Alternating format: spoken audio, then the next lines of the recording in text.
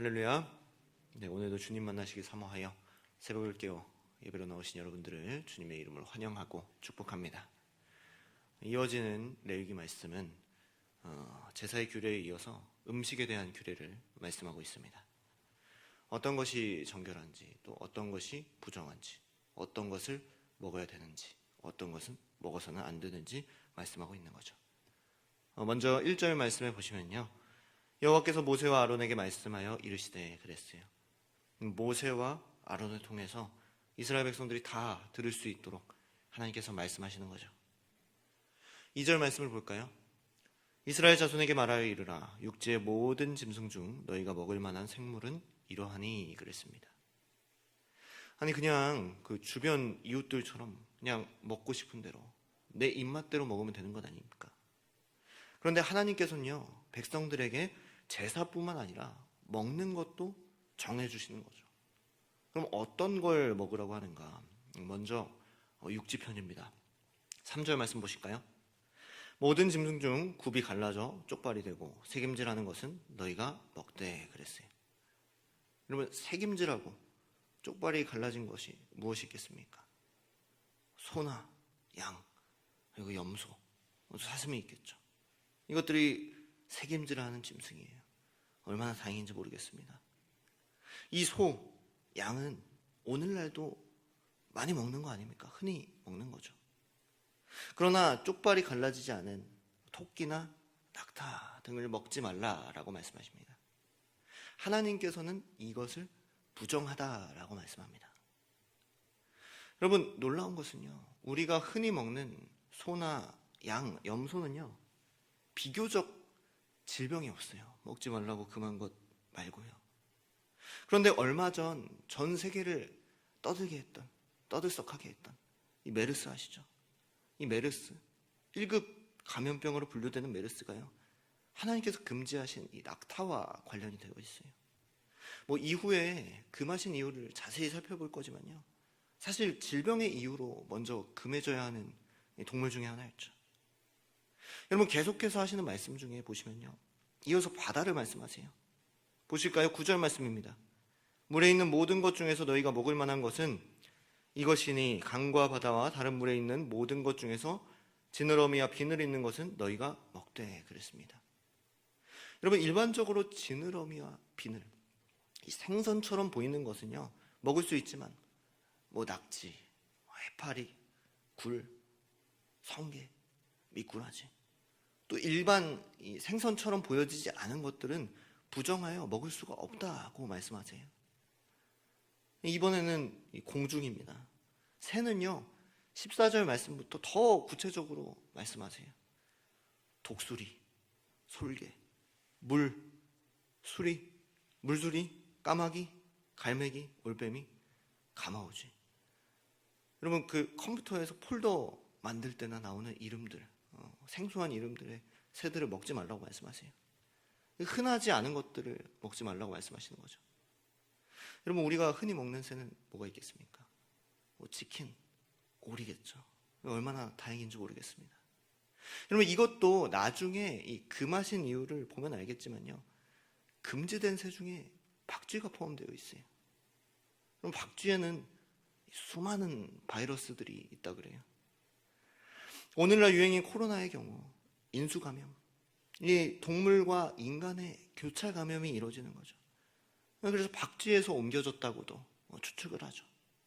이렇듯 금한 동물들, 흔하지 않고 안전하지 않은 것들을 하나님께서 금하신 거죠. 하나님께서 명하신 질서를 어길 때 인수공통감염병, 새로운 바이러스가 나타나는 거고요. 이 광우병, 광견병, 콜레라, 여러 가지 등으로 사람에게 고통을 주는 거죠. 모든 것이 가능하나 분명히 하나님께서 제정하시고 명령하신 규례와 말씀을 지켜야 하는 거죠. 여러분, 말씀은요, 이어서 식용이 가능한 곤충으로 마무리를 합니다. 그럼 하나님께서 이 말씀을 이스라엘 백성들에게 왜 주신 걸까요? 이게 무슨 의미가 있을까요?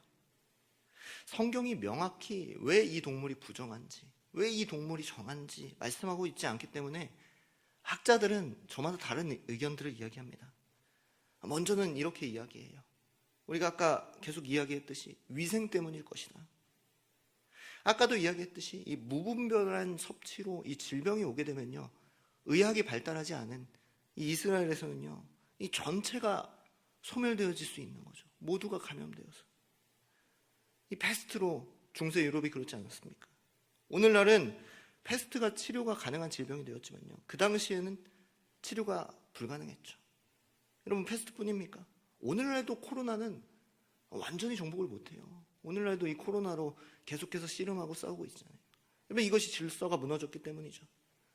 위생이로는요, 이 무분별한 섭취로 하나님의 백성이 진멸되는 것을 하나님께서 막으셨다는 거죠.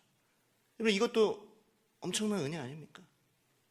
오늘날 우리가 이 이론도 적용할 수 있지 않겠습니까? 말씀대로 질서를 지키고 하나님의 섭리대로 항상 위생적이고 항상 가능하고 익숙한 음식들을 안전하고 또 건전하게 섭취하며 누려야 하는 거죠.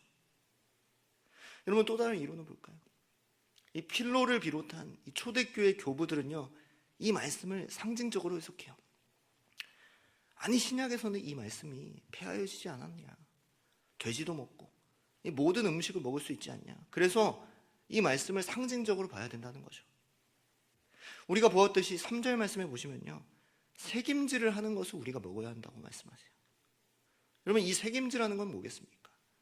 먹은 것을 씹고 또 소화시키고 또 뱉어서 또 씹기도 하고 소화시키지 않습니까? 너희가 이와 같이 말씀을 새김질하고 또 되새기고 소화시키라는 거죠. 여러분, 또 돼지는 먹지 말라고 하세요. 이걸 상징적으로 보면 돼지는 어떻습니까? 게으르고 먹은 것 아래서 뒹굴고 배설물에서 또 진흙 속에서 지내지 않습니까? 그것이 죄악 가운데 뒹구는 우리의 모습과 같은 거예요. 그래서 그와 같은 것을 먹지 말라고 말씀하시는 거죠. 여러분, 이 말씀도 우리가 적용할 만하지 않겠습니까? 겸손한 마음으로 이 말씀을 되새기고 소화시키고 새김질하듯이 그 말씀대로 살아가는 거죠. 또 더러운 죄악 가운데 거하지 않는 삶을 살아야 하는 거죠. 보다 현대에 와서는요, 이 말씀을 생명 경외의 관점으로 해석을 해요. 이 무분별한 살상을 막기 위해서 이 말씀을 주신 거다. 하나님께서 허락하신 것 외에 이 종을 불문하고 살상하고 섭취할 경우 인간의 죄악이 더 커질 수 있다는 거죠. 여러분, 그렇지 않습니까? 실제로 미국에서는요, 이 동물을 무분별하게 살상하거나 괴롭히는 것을요, 중범죄로 취급합니다.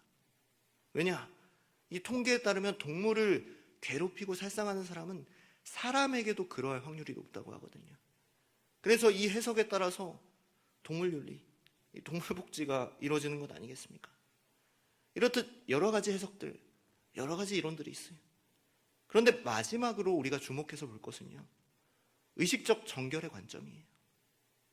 여러분, 오늘날 우리가 모든 것을 먹을 수 있죠. 얼마나 우리가 돼지고기를 좋아합니까?